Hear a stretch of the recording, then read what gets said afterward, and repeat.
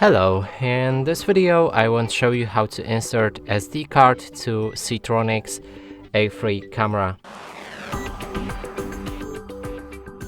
To do this, we'll need to look on the back right here. Now use something thin to open this hatch, and inside there's SD card slot right above a USB plug, and we'll need to insert it like this.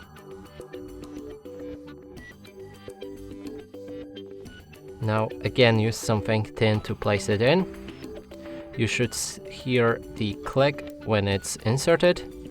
And now to remove it, simply click on it like that, and it should go out just like that.